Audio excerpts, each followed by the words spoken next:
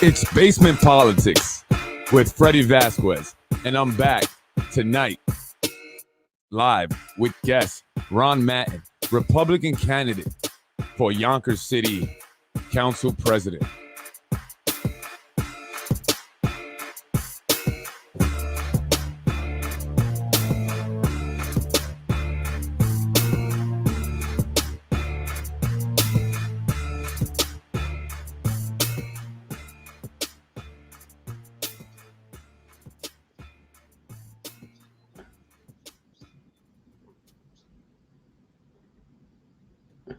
Hello, good evening, Ron. How you doing? Good evening, Fred. How are you? Good, not too bad actually, not too bad. Had a little fun this weekend. Just been working a lot since the hurricane hit. I have a restoration company, so I've been very busy. This was the first weekend I've had to relax, but anyway, I'm here for you, Yeah, Ron I've been, Matten, Republican candidate for Yonkers City Council President. How you feeling? it's been a busy weekend. Getting out there campaigning where I can. First I would like to start off. We had a horrific incident at H. Yes. Wilson Park last night, and unfortunately, it's a week. So the park's only been open a week. We had a grand reopening last Sunday, and this gun violence, really gang violence in Yonkers. It's tragic, and it's tragic for the quality of life for the residents. Absolutely, and condolences go out to the family Absolutely. of the victim. And we're definitely going to get into that. That's something that's very important. That's something that's been, in the news a lot lately. The gang violence. We've seen the videos of the violence, presented on several news media outlets. So it's definitely an issue that I would love to talk to you about here, and we'll definitely get to it. But I want to know, how was your summer? Busy. Campaigns are one in the summer. You just can't campaign for 30 days Right. prior to the election and expect to win. So I've been out knocking on doors, going to events, meeting people. Positive vibe out there. People would want to continue where we're doing well and change where we're not. And I know you've been very busy. I've seen you. I've seen you out there. I've seen your signs. I've seen the post on Facebook, Instagram. You've definitely been campaigning hard. And I know you recently, today, I believe yesterday, I'm sorry, you took a time off to celebrate your wife's birthday. So I wanted to say happy birthday to your wife. I hope you had a great day. So I want to make sure I mentioned that. Yeah, no, So thank you. She's integral to the campaign and integral to my life more than the campaign. right. So I am blessed with her in my life, and it's one of the reasons that I do continue uh, my current job and my campaign. So, Well, as someone who's been married and for over 10 years, actually, when I was 12 years, my wife would kill me. But I've been with my wife for 23 years. I completely understand, how important, your wife is in your life. And my wife is very integral in my life, or very important.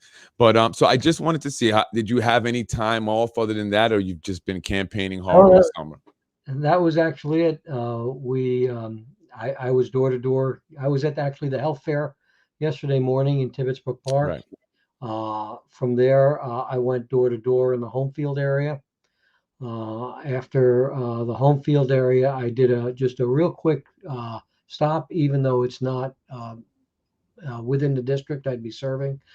Growlers had an Oktoberfest, so I did a real quick stop in there just to say hey to folks because there were a lot of Yonkers people there, make sure they knew about me, and then my wife and I went out to dinner. So Nice. Nice. Well, let's get right into it. Let's get right into it, Ron. I know you're very busy, and you're exhausted, and I want to get you to bed early as possible today, right? But I want to get into it now that the primaries are over. Now for sure that you will be facing off Lakeisha uh, Collins Bellamy. How do you feel about that? How do you feel, going into this general election come November? well, there are distinct differences between my opponent and myself, the way we're approaching making Yonkers better. Um, for instance, I am against overdevelopment. We've had a number of new buildings and some projects that are not in the proper areas in Yonkers. For instance, the UPS facility on Tuckahoe Road. We're sending trucks over. They're still back and forth about this above ground gasoline tanks that would be there, fuel tanks. Uh, so that's something that really doesn't belong abutting a residential neighborhood, as well as the traffic on Tuckahoe Road Yes. makes life unbearable for the residents, and that's an integral part of my campaign is really quality of life. Look at the floods we've had recently. If you're building large apartment buildings and you're not upgrading the sewer infrastructure, uh, that's adding that's adding to the problem, and you're not going to take enough water away quick enough when we have these once in 100 year, or maybe they're once in 10 year storms right now. Right. I was walking today. I was through the Hildreth area, and they were hit incredibly hard because in addition to the water from Ida, they had a water main break on Yonkers Avenue in the 1000 block. Right. And I've seen it. I've seen a lot of the homes in Yonkers, get destroyed, basements and even first floor levels of homes. Even people's cars had some clients along the Bronx River there that, had their cars completely destroyed, as well as their homes, basements. So I've seen it. And definitely infrastructure is something that also needs to be focused on, particularly as you mentioned with the developments coming on. And you and I have had a talk, and you mentioned that there are not. It doesn't seem like there is certain foresight when moving forward with development. And I wanted you to talk a little bit more Right. about that. So I'm advocating for what I would call a PODC, a POCD rather, a plan of community development, which where we would gather the folks from the community organizations. We're rich here in Yonkers with many community organizations.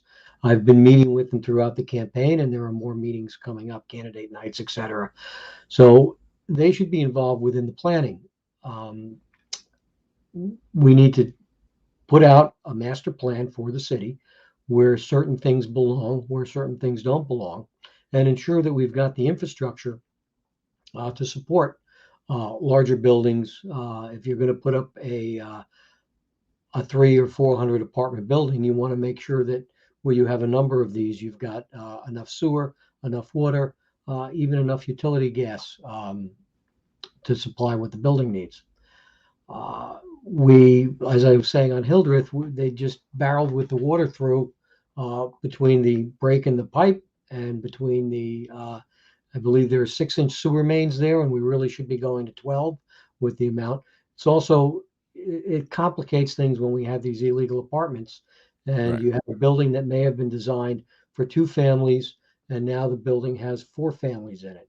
Right. Um, And that's something, not to cut you off, I'm sorry, but that's something that you also mentioned. I know your opponent was on the Yonkers Voice very recently, and she mentioned wanting to work with landlords or property owners who had illegal apartments and making it easier for them, or maybe not penalizing them for it. And you had something to say about that. And I know about the illegal apartment situation, how dangerous they can be.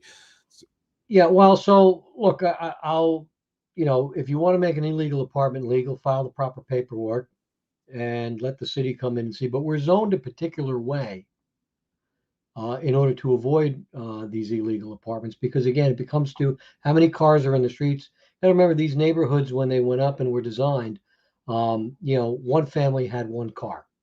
Now, one family could have 3 cars, 2 adults and a child, or some children who share a car.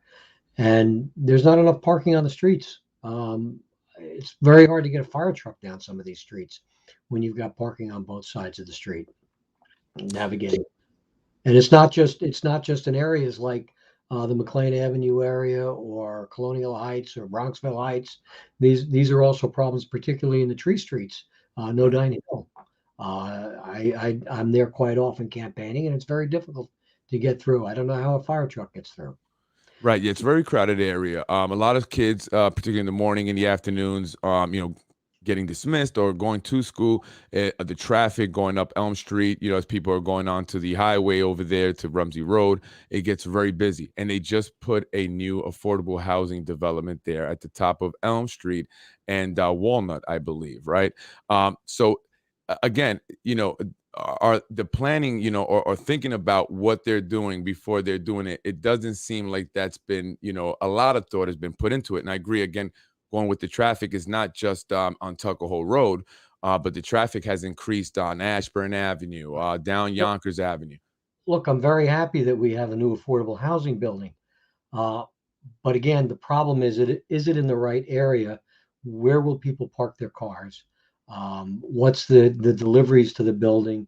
All of these things have to be looked at. So that's why I recommend that we do a planning document, and every 5 years that planning document gets upgraded, or updated rather, to see what direction we're going in. And the community should have some say in the document.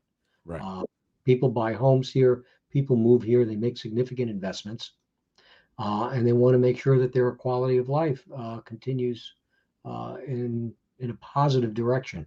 And I don't see that happening at this point. Absolutely. Well, tell us, what do you think is happening, Ron? I mean, we see a lot of these, beautiful developments going up, and I'm not against the developments all the way, right? I understand that it is needed to a certain extent. My concern is with the way that they're, allocating the developments, right? It seems like they're moving a certain class of people to a certain location. Again, they just built the affordable housing development there in the No Dine Hill section, which is a predominantly low income housing neighborhood, and keeping it away from the waterfront, right? Why Well, not build on the waterfront, so an here, affordable housing development? so here's one of the issues with the waterfront building that's been done. Um, that that development has moved affordable housing out of that area. One of the problems countywide is you had New Rochelle, and you have White Plains developing areas around the train stations because it makes it convenient to get downtown. And that's also displaced people. People came to move to Yonkers because we Right. hadn't developed yet. And now they come here and we start developing the waterfront, which was affordable at one time, and is no longer. So we've lost those apartments. And that's why I'm saying, if you're doing a planning document, you work that into the document. So if you say we had 4,000 units of affordable housing and we're going to replace that with high-end housing because you're on the waterfront and you're by the train, well, then you have to determine where you're going to put that affordable Right. housing. Um, so I know there was a plan, and it looks like it was uh, it was derailed, for lack of a better term, to provide 20% affordable housing. I'm not Right. sure 20% would have worked, because it's not a question of how much profit the developer will make. It's a question of the maximum amount of profit. So if they're going to make more in New Rochelle and they're going to make more in White Plains, they're coming to Yonkers last. Right. Well, your Uh, opponent is a big proponent of the 20%, and she's championing the 20%. She says she's gonna get it done. But the mayor, the current mayor Spano, does not want it. Right, he's totally against it. They're supposed to be negotiating. I don't know, maybe 12%, somewhere maybe to 15. I don't know what's going on with that, but affordable housing is an issue that needs to be addressed, and it needs to be addressed right away. And if she is proposing 20% and is championing for it, and you're saying you're not in agreement with 20%, do you think that will affect your votes? well, it might, but I'm not um, changing my opinion for votes. I have a plan, and I want you to vote for me because you think my plan is best. I'm not going to turn out now. I have learned in this campaign. I've gotten out and I've met people all across the city. So affordable housing was not one of my cornerstone, um, or was not a platform issue at that point. But it's become a platform issue. And if you're going to raise it to 20% and nobody's going to build here, then you're not getting any housing.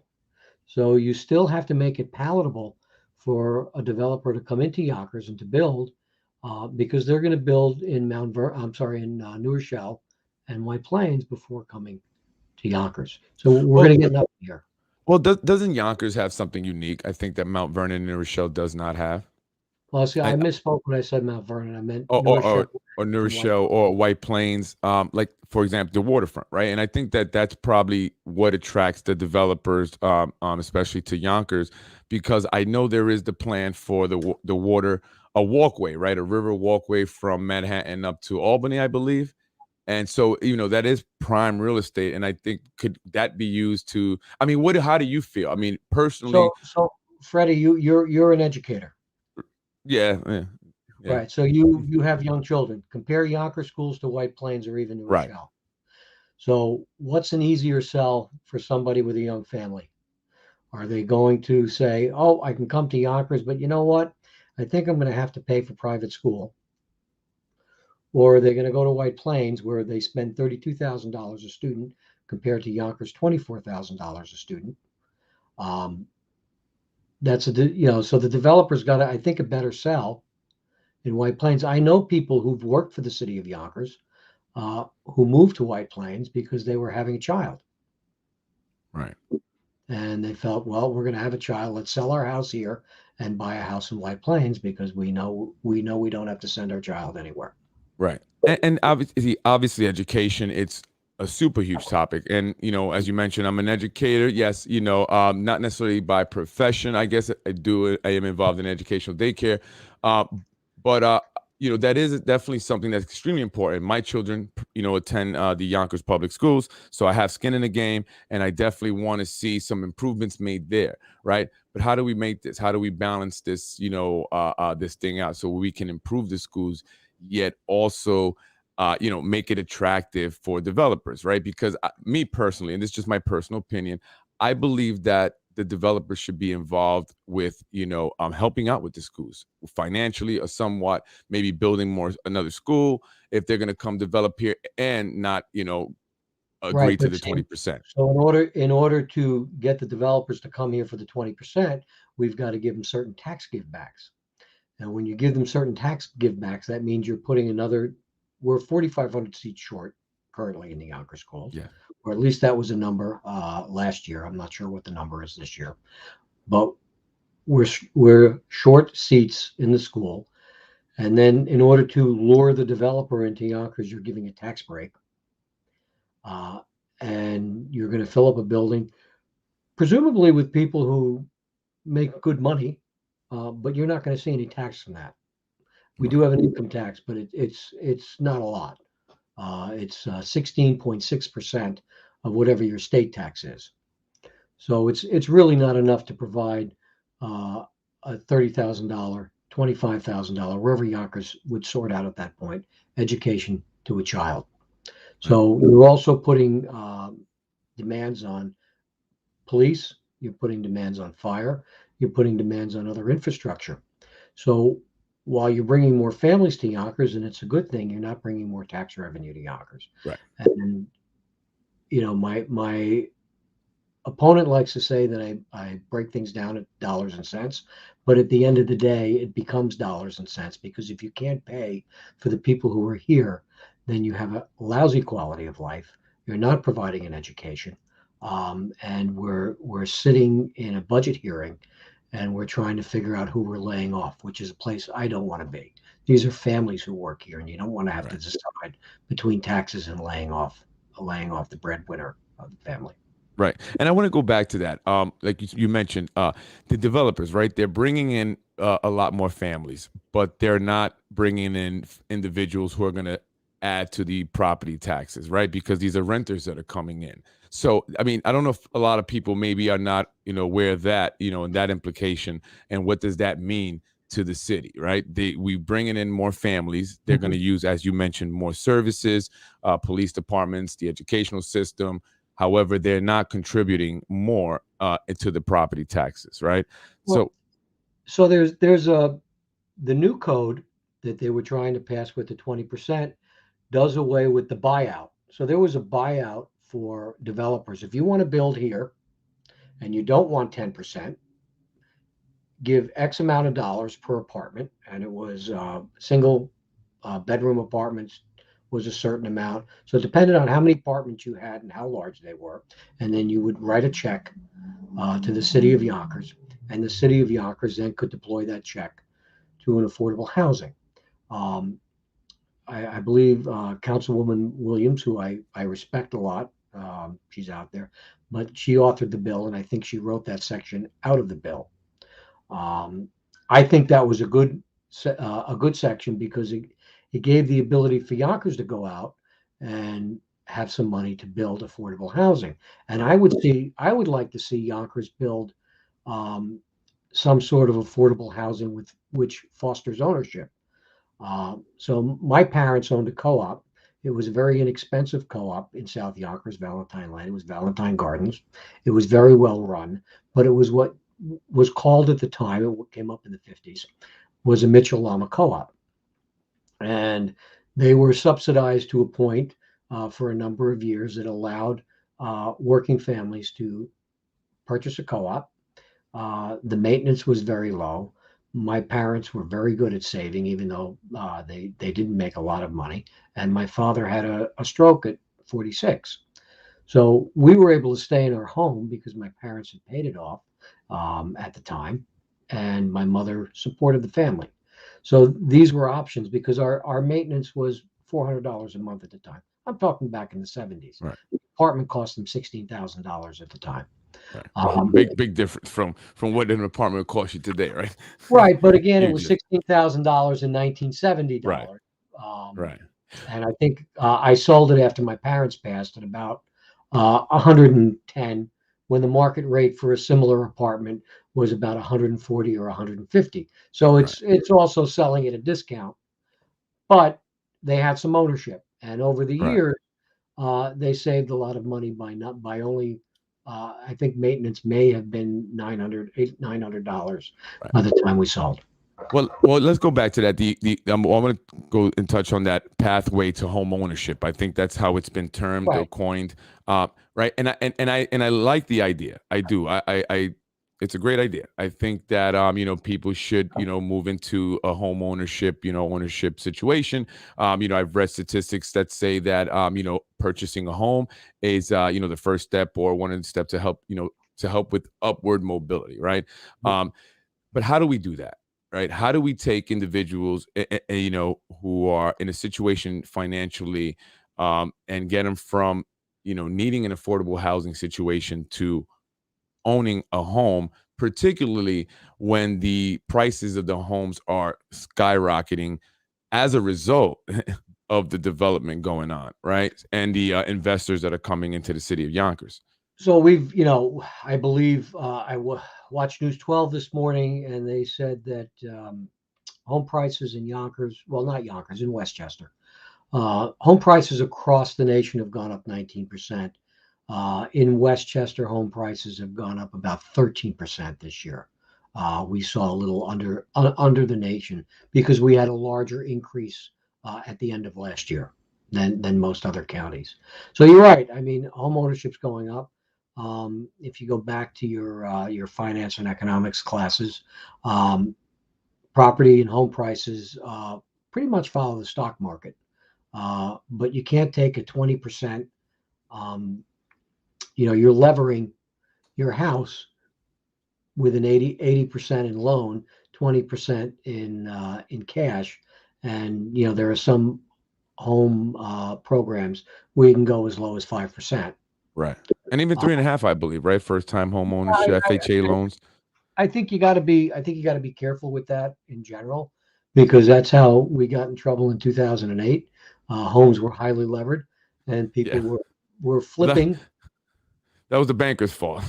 Yeah. The Well, bankers did I that. think there was a number of things, and if Yeah. you go all the way back to um, Glass-Steagall, when Glass-Steagall was taken out in 2000 and I'm sorry, 1999, there was a grand bargain between the Republicans and the Clinton administration to increase home ownership by Right. and getting rid of Glass-Steagall. But I'm not going to get all of it. Right. Yeah, I'm a little Well, bit of an economics wonk. Well, no, no, and I appreciate that. I greatly do, and that's why I enjoy conversations with you, Ron. You're definitely an analytical type of guy. You're all about the data, and I can appreciate that as I am too. Many ways, I'm about the data. But I want to ask you, what would be the main, if I had to, one primary difference between you and your opponent? What would you say that difference is? Well, and again, it's about development. My opponent has chastised me for being against development. I'm not against development. I'm against overdevelopment, and I haven't taken any money from developers. If you pull up her Board of Elections financials, she has taken money from developers. Right, So that would be a key difference. I'm looking to develop for the community in the best interest of the community. Even this, there's a building proposed in Ludlow Park by the train over there, and yeah, the community feels that that's too tall for the community. right, So that's something that really should be taken into account when granting that building permit. The other thing that she had chided the incumbent, Mike Cater, when he stood in the way of that development because he wanted PLA agreements. Well, I also want PLA agreements. I build for a living. I work for a college and I use DASNY money. We bond with DASNY. That's the Dormitory Authority of the State of New York. And as a requirement, I need to use project labor agreements, which means I'm hiring union labor. right, It's vetted. The union wants this to work. So the unions come in and they make sure that they sometimes negotiate the price so they can be competitive. And they also want to make sure they're giving you a quality product because they want to be back and they want to show that PLA agreements work. So I think we should be using union labor, not just market. They use prevailing wage, which is saying we're paying union wages. right. If you're going to pay union wages, why not have the union come in? Right. And also, what about local companies, right? Local Absolutely. So residents, from the city of I, Yonkers, participating companies that are based here in the city of Yonkers. I know it's been so I'm required to, it's a little hard to juggle all these requirements because if you're requiring a union in a local based company, and I am also required to use about 25% WMBE, which is women and minority owned businesses. right, So that's something and fully vetted. There's a lot of scams out there where somebody will, put their wife on the company and say, all right, we're a woman owned business, or they're, well, or but it technically it is it not? or they'll run their payroll.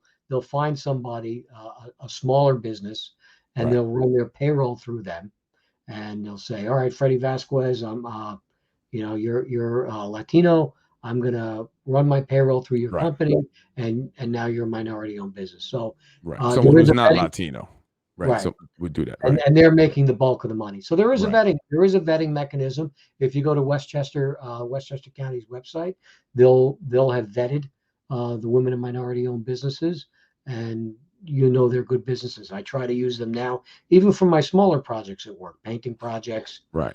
Um, And I some think of the that's great. I think that's great because it reminds me of what I do when I try to operate my businesses. I try to give back to the community in a way, right? So I think that's important that we make sure, okay, we're bringing in developments, developers are making money, they're getting tax breaks. We need to assure, that the city, the residents that are here now are also benefiting in some way. Local businesses are benefiting, and obviously they will from the increased, population now, right? That are going to now be going to their businesses. But I definitely want to see that for me personally, this is what I'm always, posting about and why I, say what I say and do what I do. Because for me, first and foremost, is always the community and the people within that community. And I appreciate what you're saying in the fact that you want to not overdevelop, right? You want to make sure that we're developing at a pace that allows us to think about things and, develop appropriately with 10, 15, 20, 30 years down the line in mind, right?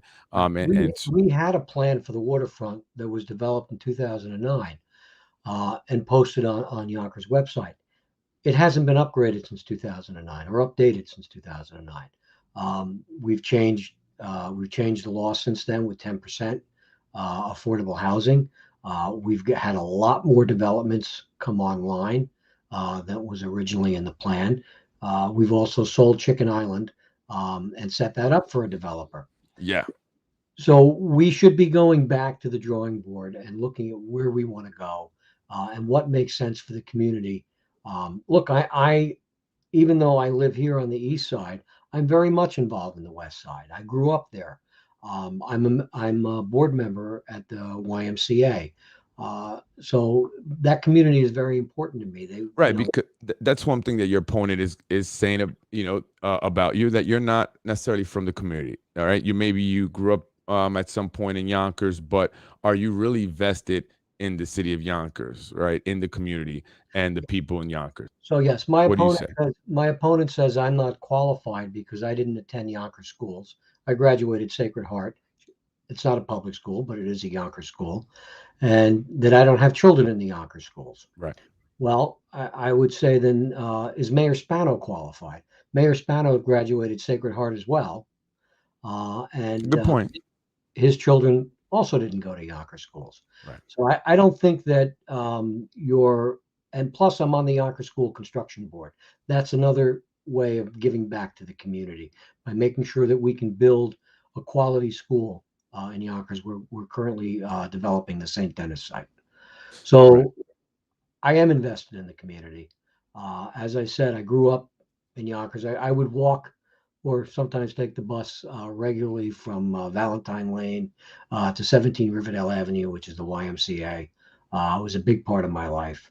I attempted the PAL boxing on Alexander Street for a while. I didn't keep my right up enough, and I got hit in the face. So after about 6 weeks, I felt that wasn't a good career for me. Right. Um, but I've been heavily involved in the community.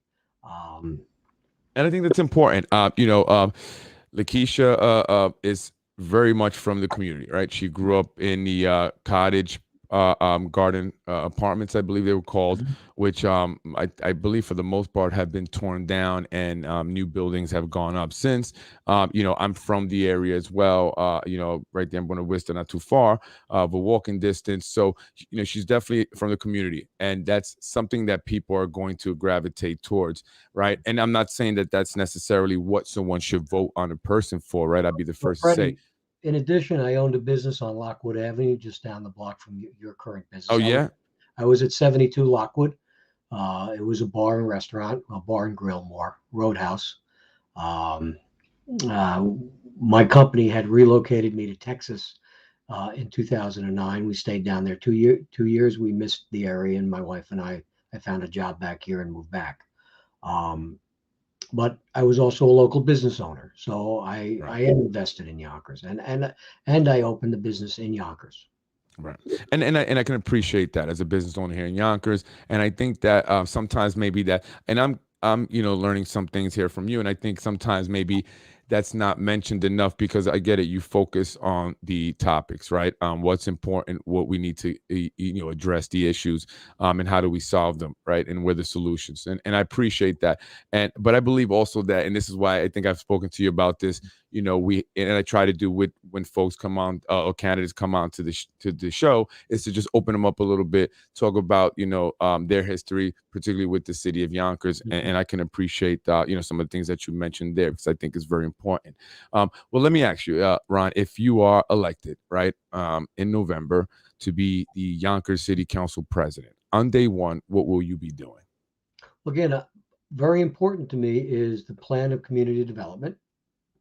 Because I think that's something that I can have an impact in. Again, it's the mayor's job to develop the city, but it's something I would want to partner with the mayor in developing the city. So I would be reaching out and trying to make sure that we do a master plan for city development, and we're not just putting things where they don't belong, and then we're making sure that we have infrastructure investment. A lot of this can be done with federal dollars. I would recommend that we take in planning and development, they have a grants office. I'd recommend that we take the grants office out of planning and development. We move it into its own department, and then it's shared with the school, so we can really go after those grants that we need. Because in 3 years, we're going to be begging for money again. Yeah. Uh, our COVID funds will have run out. Hopefully, we continue to get the aid, the aid that we get now to the schools, but you can't count on that. So that's also on day one is planning what we're going to do 3 years from now when we can't be guaranteed the aid. Remember, we send a lot of money as taxpayers up to Albany, and we really want some of that back. And you mentioned, I want to get to the education also. I want to know what your plan is exactly and detailed. You mentioned that you're currently working on the St. Denis School there to rehab that, right, and open it up as part of the Yonkers public Yeah, school system. we've got a meeting on Tuesday where we're going to discuss. We've got bids for the demo plan, so the mayor's moving very quickly. He wants to make sure the school gets built. I applaud him for that because we are 4,500 seats short, and we're mostly short on that side of town. Right. So yeah, the mayor is committed and moving very quickly to getting that school built. And we're meeting on Tuesday to go over the bids and vote for the contractor to start demo. I know you've mentioned the fact that the Yonkers public schools are over crowded, over enrolled, I guess by 4,500 students. Besides that, what else do you see is a issue that needs to be addressed specifically when it comes to the Yonkers public schools? Well, we have to take a look at where we're spending our funds. First off, we don't spend enough on schools. As I said, we spend $24,000 per student, where our counterparts in White Plains and New Rochelle spend 32,000 and 28,000 respectively. Um, Well, to so play devil's advocate, Ron, not to cut you off there, White Plains and New Rochelle, in terms of property taxes, there's a difference there, right? In the population that attends the public schools there versus the population here in Yonkers, where in Yonkers you have a larger population of those who do not pay taxes or people who are attending the Yonkers public school living at or below the poverty line. So is that we have something that affects that lower number in terms of what We have Yonkers pays? 78, and that's why we should be getting more aid from Albany because we have 78% of our students are at free and reduced lunch. So we're not getting the same counter money as our counterparts, Buffalo and Rochester. If you look at Rochester, uh, there's a lower cost of living in Rochester, and they're spending $22,000 per student. Wow. They're only $2,000 a student off of what we are, and they get about 85% reimbursed for students who I think we're somewhere around 35, but I'd have to check that number. So we're getting nowhere near our counterparts with the same population. Was that also affected by the maybe their county's AMI or whatever AMI maybe they use? They're basing It, it. it's it's taken off the grand list of taxes generally. So So there's a formula that Albany really hasn't shared, that takes the population combined with the grand list for tax, and a number of other factors. So and again, this was under the Cuomo administration. These things were kind of hidden. I right, believe we're owed money from right. prior years that we haven't gotten, and we should be seeking that back now that we have a new governor, and it's going to be a hotly contested race. This Yeah. might be an opportunity for us to get what we deserve. Now, how do we increase that? You said that we need to get more money from the state, right? We need to get more grant Well, money to increase that spending per student. How we does that we have the we happen? have. I was going to say that a few weeks ago I would have said that we have the most powerful woman in Albany working for us, but I'll have to demote her because now we have a female governor. So we have the second most powerful woman in Albany, and Shelley Mayer has also been Yes. a great advocate for Yonkers. But we need them to step it up a little bit. And now that there's a hotly contested election, it's a chance to perhaps bring some more back to Yonkers. Awesome. I definitely would love to speak to her about that, and hopefully, maybe that will happen soon, and I can answer that question and see how we can improve or increase the spending per student. We get close to our taxing limits, Freddie, only because we also have an income tax in Right. addition to the property tax. So when you add those two together, we start getting close in taxes to our communities around us. So it's really hard to raise taxes. And then we have still a senior population, um, and you start raising people out of their homes. So we have to be careful with that. Well, let's switch gears really quick, and let's talk about the seniors, right? Important population within the city of Yonkers. A lot of community members champion for the seniors, and that's something that's very important for some many voters here in the city of Yonkers. What do you propose, or what plans, ideas do you have, or how do you, look to go about improving the overall quality of life for the seniors here in the city of Yonkers? So we've got some great senior centers that do provide outlets for them, um, and that's really where we should be looking. We can combine some programs between the schools and senior centers to make sure that the seniors are looked after. Um, I know when my mom died in 2008. The building where my father lived, he wasn't able to take care of himself, so they were very concerned about where he was going to be, and there was not a good place. Where I had to place him was in Sunrise, which was very expensive and really above his ability to pay. But there weren't a lot of places around that would take him. So Right. we have to find those centers, those assisted living centers where we can make sure that the most vulnerable seniors have a place to go. Um, and that's something I would make sure that we're doing is that we increase that where we can. Yeah, we Federal dollars. As I said, places like Sunrise are great, but I think my father, and this was back in 2010, we were paying $6,000 a month for him to live there, and he was going to run out of money at some point. Wow. That's why when my company asked me about transferring to Texas, um, I accepted because I was able to take my father with me, and we actually found him a place down there for about $3,000 a month. And we moved back to New York, and I left my father in Texas, and call and visit when I could. Well, the senior population, definitely important members of the community. There are definitely a lot of very strong advocates that support them and champion for them. I know they will be an important segment of the demographic that you as city council president, if you were to win, definitely would need to look after. Right. Centers, you spoke about centers. I'm sorry, switching gears really quick, Ron. Well, I'll let you go ahead. I'm sorry, I just want to. Yeah, I was just going to say the best thing we can do for seniors is making sure we're not taxing them out of their homes. Um, that's really the best thing we can do for them. Absolutely, I agree with that. They are unlimited incomes many times, so absolutely, financial hardship is something that they deal with a lot. Going to centers for teenagers, right? We've mentioned this earlier in the beginning of the show, the gang violence right here in the Yonkers. The violence has been increasing. As you mentioned, there was another shooting off Tuckahoe Road, last night or the night before. It seems like it's just continuing. And the gangs are young Right. men and No, women, the we've young got to people of the find city. we've got to find other outlets. Look, I listened to Hector Santiago's interview um, with Lohud. It's online. You can listen Yes, to it. But one of the things I think he said was that the gangs give you that family environment that you're right, not getting. right, Uh, and so it's really we've got to short circuit that by having community leaders get out there and develop that family environment again with youth programs.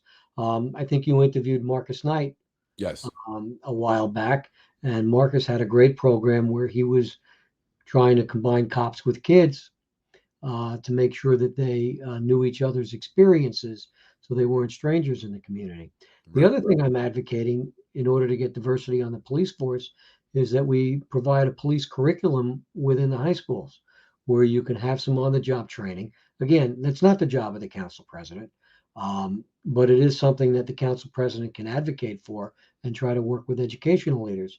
If you develop the police science program, that would allow some sort of cadet corps, maybe in the junior and senior years, where youth would work within the police stations, just doing some menial tasks, but educational tasks. right. I think you would increase diversity amongst the police force, and also bring a mutual respect, because then you have folks in the community working in the police station, and it's not just a faceless person anymore.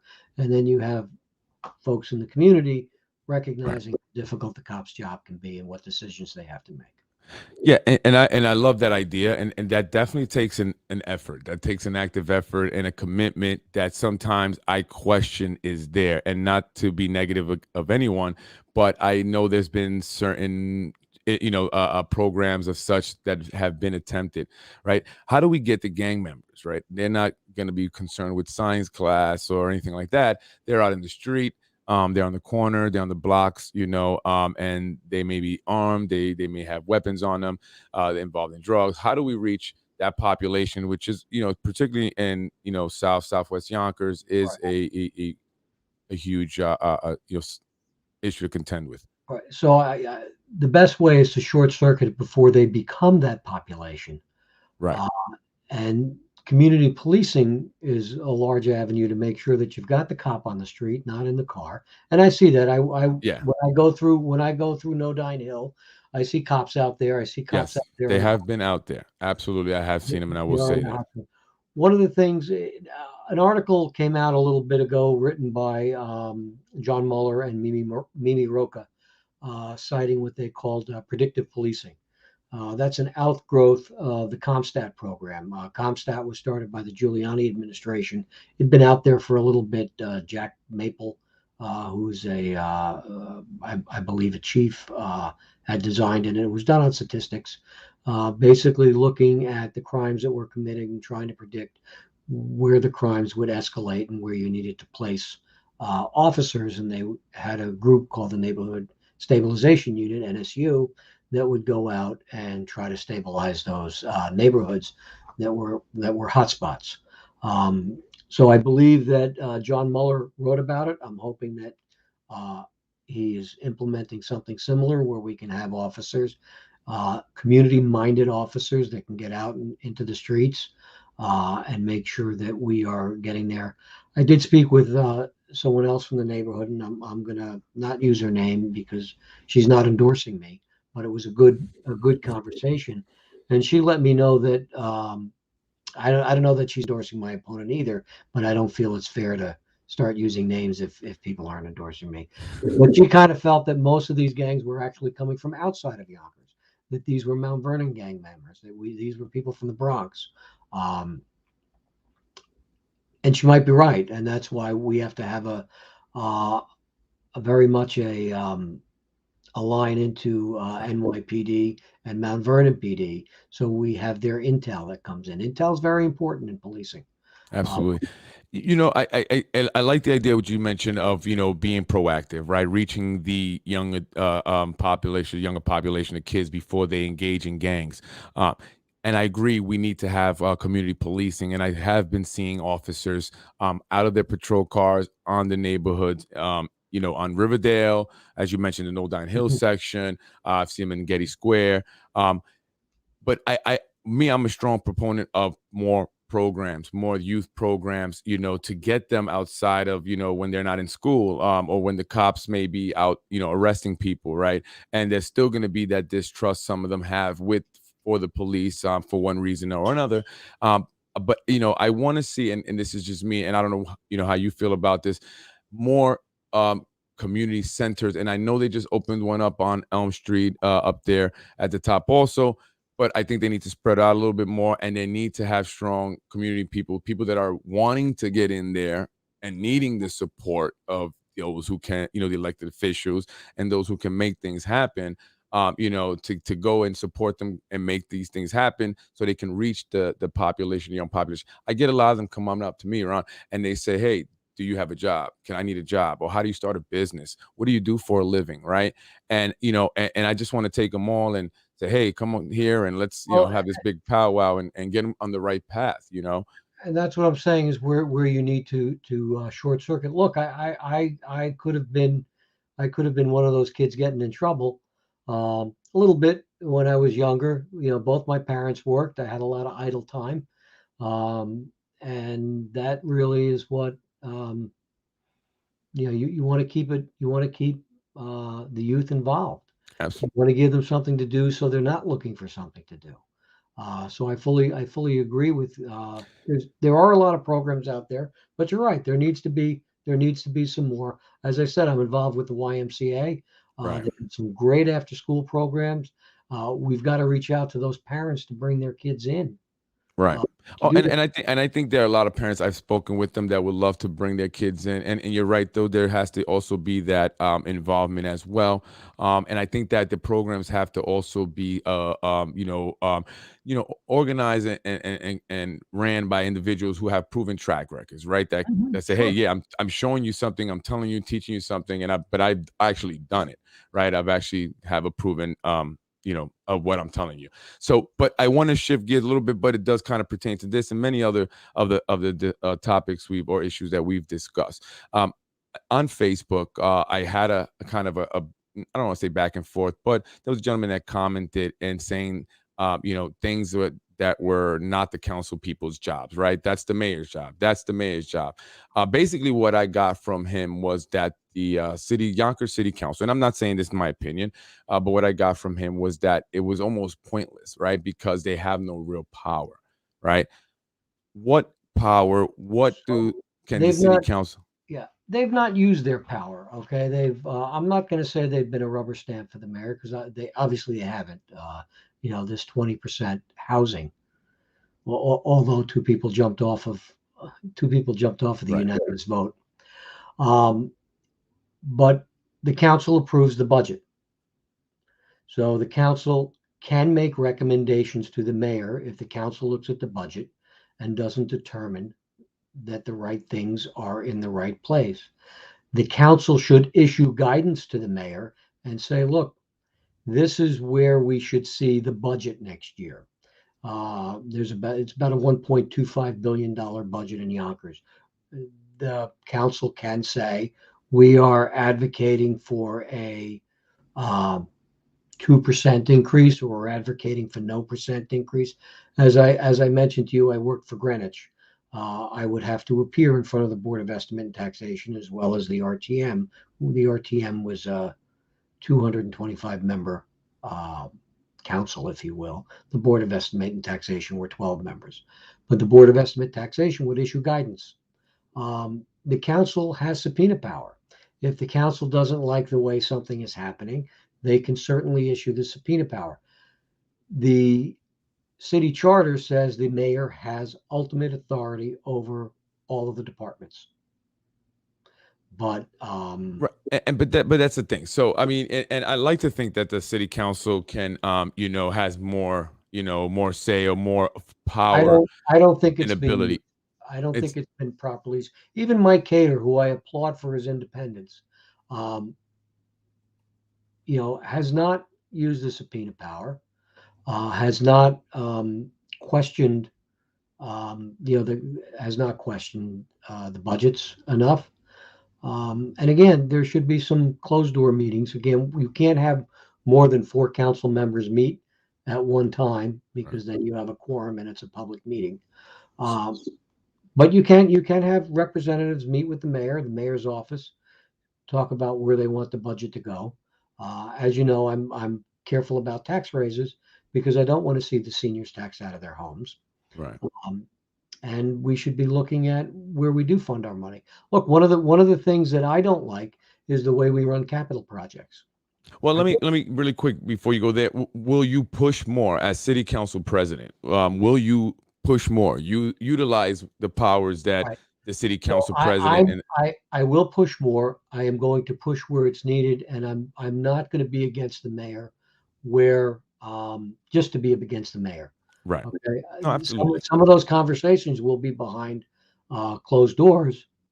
Um, but I am going to advocate for the taxpayers and the people within the city of Yonkers, as well as advocating for the people who need services within the city of Yonkers. Again, one of the big jobs of the council president is you're the citywide ombudsman. So, things don't work right, you get a call. It's not just the six council districts, um, but you have to make sure, and it would be Right. partnering with other council Right. members. Um, and You and, know, and that's why I enjoy having you come on, especially because we with you and your role as elected, if you were elected as city council president, would encompass the entire city, right?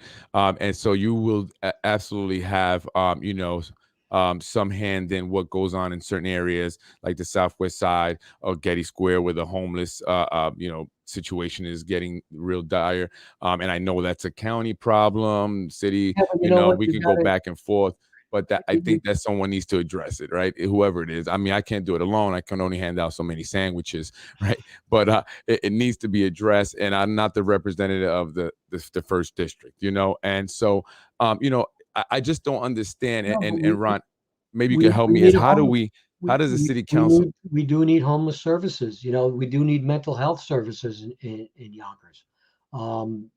Absolutely. The county is responsible for both, but we're the largest city in Westchester, so we really need to hold the county accountable and have them get these services started. You want to develop the waterfront, and you want to say the waterfront is high end living. Um, People defecating in the park Or on doesn't the sidewalk right there by right, St. right, John's right, Church. doesn't really help that appearance, No. and rent high end apartments. So I'm not exactly sure where we're going in that direction, but got to bring the county in, and maybe that's something. Hey, you want to develop here? Well, help us with our homeless problem.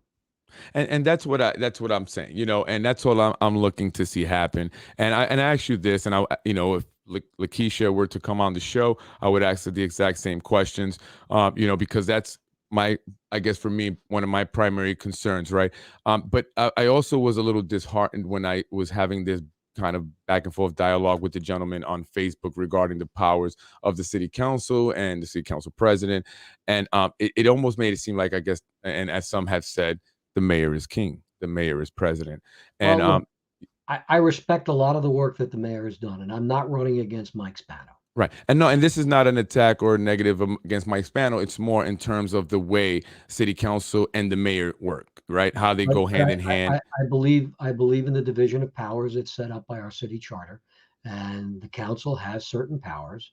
The mayor has a lot. We used to, if you go back to the bad old days, it used to be a very strong council and a very weak mayor. We have a very strong mayor right now, and a moderately strong council should they elect to use the powers that Right. they have under the city charter. So the person that wins, that is, elected, is going to definitely have to have some strength going into this position to get certain things done. Working with the mayor is very important, right? You don't want to have battles. You don't want to butt heads No, because no, nothing will get done, right? At that point, right? So I agree with you. I definitely believe that, that person who does sit at that seat, next will need to definitely figure that out, make that work, but also find ways to kind of, get some stuff done, that it seems Freddie, like haven't been able to get done. it's a partnership. Yes. Even going up to Washington, you see these back and forth on the infrastructure bill and everything else. We've not really had a partnership, one across aisles or across uh, elements of the government in a while. So one of my abilities is really to work with people and build those partnerships and try to get people to see things the way I see them. If you look, I've got a bunch of Democrats on my campaign now, and they're working for me because they have seen that ability to diffuse situations and Right. try to build those bridges. And that is something that I try to do. Don't know if that's 12 years of Catholic school and Well, but after the first time you came on the show, someone actually reached out to my wife and said that, because of this show, they were going to be now voting for you. I believe that person was a Democrat. So you've converted that person. And it's well, better to convert a voter yeah. than for a politician to convert. Just saying. Okay. Um, I do want to ask a quick I go. just want to be clear. I'm not looking, because you vote for me doesn't mean that you need to be a Democrat or a Right. Republican or whatever. I want you to vote for my ideas. I have Absolutely. particular competency. I've been 30 years working in operations. 25 of those have been working within educational leadership, whether in a K through 12 environment or in a higher ed environment. So I'm the only person coming on the council who have actually developed plans that support curriculum. So I know what teachers, principals have to go through in educating students.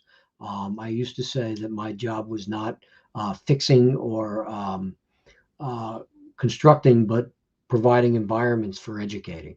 So I want to make sure that we have an environment where students can be engaged. Uh, and I have a finance background.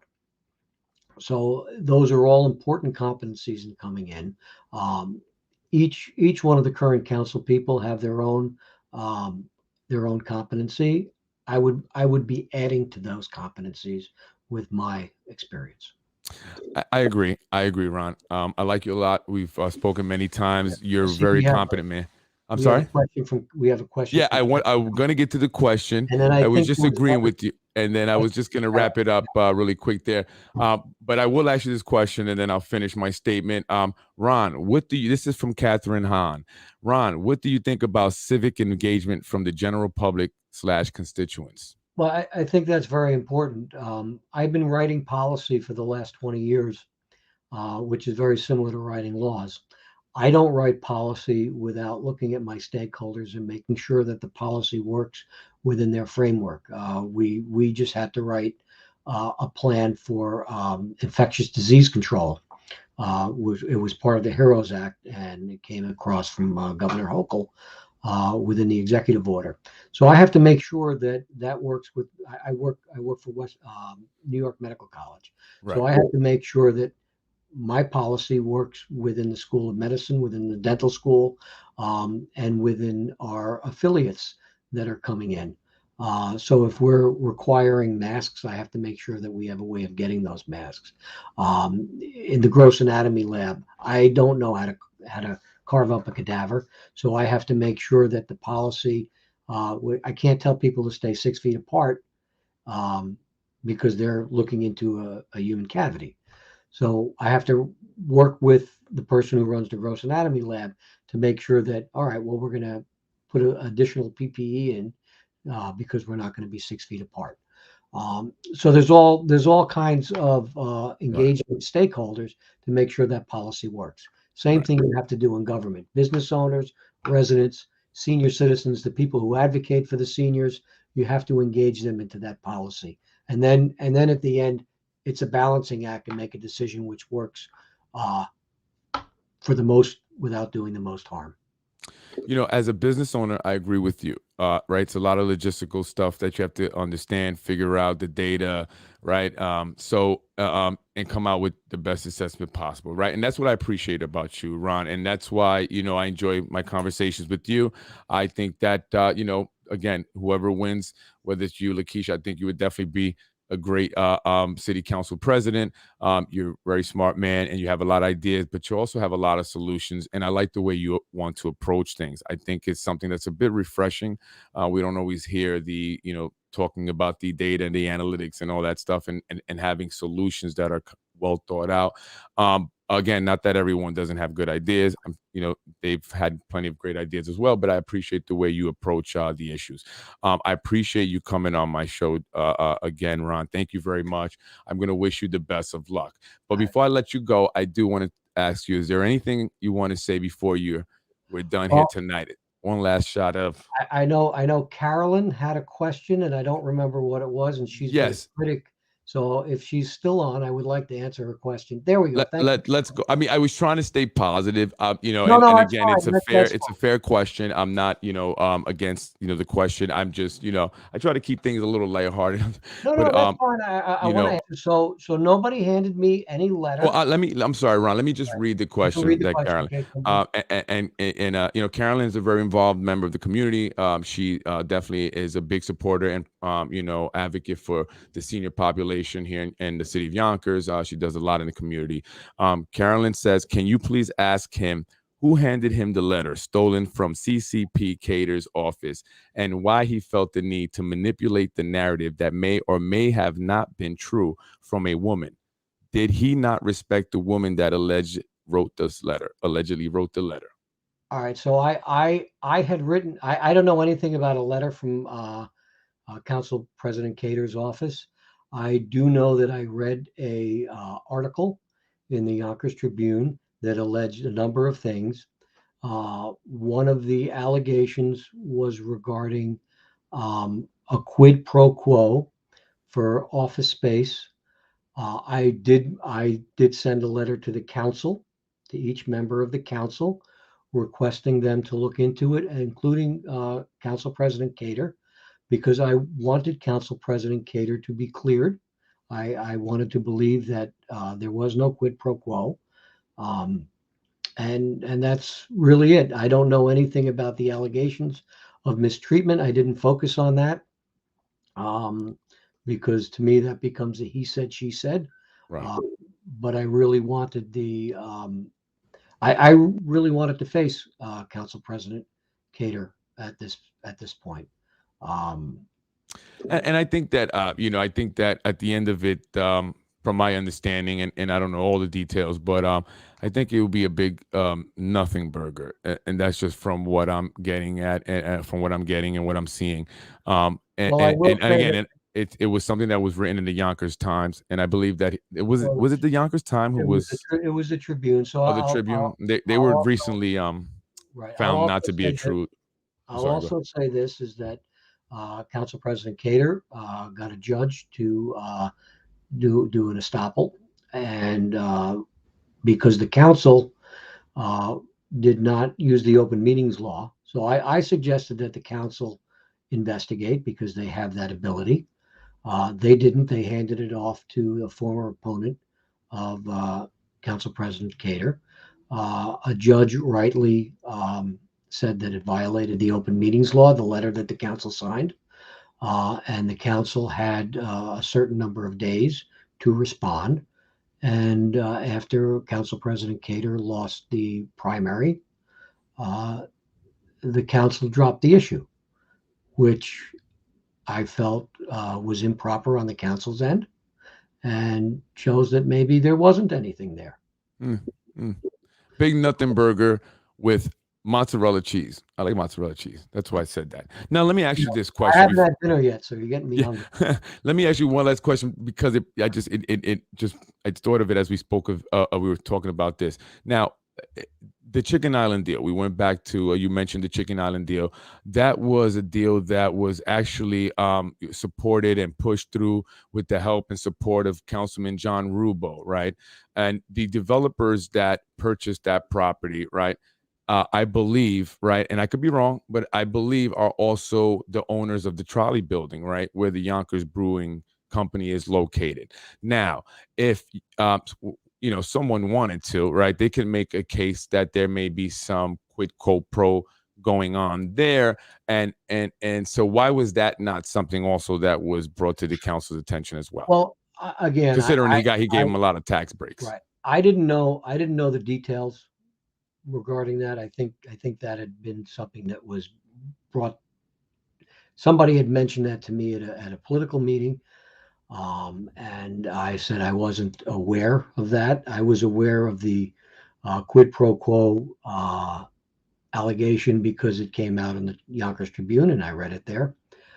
Um, Look, I haven't taken any money from developers. I think people who take money from developers also have a conflict of interest I when agree. dealing with the developers. All of my donations have been small donations, and I don't think I think I have maybe one donation for $99 from a real estate agent. That's the only. That's the Not only. selling a lot of houses, huh? Well, that's the Just only joking. business. That's the only Just business joking. donation I No, have. well, look, I appreciate you, But answering the question, yeah, right? And for no, me, no. look, Look, I know Carolyn has been a critic of mine, so I just want and to I make don't, her day. not just of you in general, but I think we all should be critics of our government, right? I think we should never get comfortable with our government, whether it's on the local, state, or federal level. I think we should always be cynical. We should always be, suspicious, right? I think that's Mhm. how we keep them on their toes. So, but I appreciate you responding to the and wanting to respond to the question. To me, that says, "Hey, I'm honest. I'm open. I have nothing to hide." I mean, that's just what I would get, from someone who's willing to answer No, the no, question and not look, quickly back out of it, right? So I I've appreciate that. I've learned a lot on this campaign. Um, and it's been an internship for me, so I've had a chance to engage with a lot of different people and a lot of people that some viewpoints that I wouldn't have thought about. And that's really what representing people is. So I, you And know, here's my wife. She just chimed oh, in. oh, Great to hear from another local candidate here in Yonkers. Happy birthday to your wife. thank you. She deserves.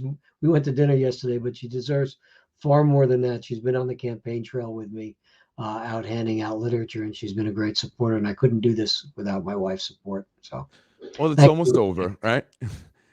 Well, we're in the home stretch, but Yeah, we're in the home stretch it's there. the busiest home stretch. So Yeah.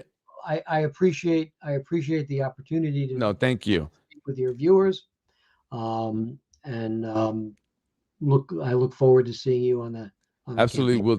We'll definitely see each other some more before the election. Ron, thank you again for coming on the show. I appreciate you answering the questions. Again, I personally know Ron. Those who may not personally know Ron, he's a good guy, great guy. We have great conversations. So I just always want to end with a positive note, as all of them. I saw John actually early in the week on Tuesday. I said hello. Actually, I saw him also in Gino's Pizza, right? And I said, "Hey, John, how you doing?" And I said, "Well, look, we finally agree on one thing." Right, the best pizza in town, right? Gino's Pizza on South Broadway. So, Freddie, I haven't had dinner yet. You're making me yeah. hungry. Well, go ahead and get dinner. I'm going to let you go now. But again, I appreciate you coming on the show. And I look forward to seeing what's going to be happening here in the general All election. right, thanks. I Ron, appreciate thank you. you. Take care. Have a great night. Bye bye. Well, that was Ron Matten, Yonkers City Council President candidate, Republican ticket. Good conversation. I enjoy Ron's talks. Very smart man, has a lot of ideas, has a lot of plans, but it's up to you, the voter, to decide who you're going to vote for. Who are you going to name as your next city council president? Will it be Ron Matten or will it be Lakeisha Collins Bellamy? I'm sorry, did I say that wrong? Lakeisha Bellamy? I always get the name wrong, Lakeisha. But anyway, I'm hoping that you come on my show. And I think she will. I think she may. I think we've been talking about it. I actually saw Lakeisha early on the week as well.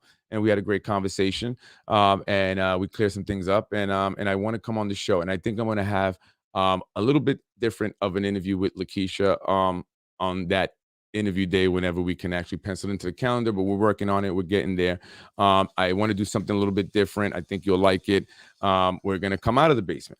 We're going to go onto the street and we'll be talking a bit. But before that, coming up next week on Tuesday, Tim Hodges, Democratic candidate for City Council, District 6. That's where I have my business, Little Prodigies Daycare. So I'm looking forward to that. Tim is another great guy that I've met along this whole political journey of mine that I've kind of embarked on. Accidentally. Didn't mean to. I'm here. So he came to my business. I spoke with him, a great guy. My wife spoke with him, and we have a great vibe with Tim. So I look forward to that. Tim Hodges will be on the show on Tuesday. On Tuesday, I believe we're doing 7 o'clock that night. So Tuesday at 7 p.m., Tim Hodges, Yonkers City Council District 6 candidate, going up against the incumbent Anthony Moranti. You can come on my show too. You're more than welcome to. I'm not mad about the building department thing. Come on my show, Anthony. Let's do it. Anyway, folks, thank you for joining me. I appreciate you tuning in live, the few that did, but hopefully you guys who didn't tune in will watch it at some point this week. Thank you so much. We'll be back with more elected officials, more topics of discussion. I'm Freddy Vazquez, and this is Basement Politics. Thank you, folks. Have a good night. Enjoy your week. Be blessed. Be well. And I'm out.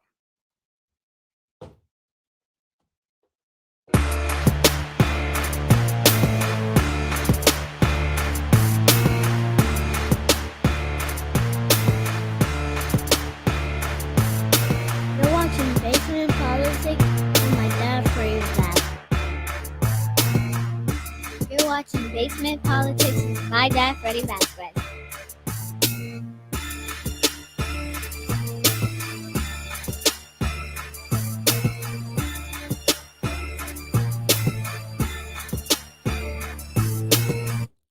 Good night, everyone.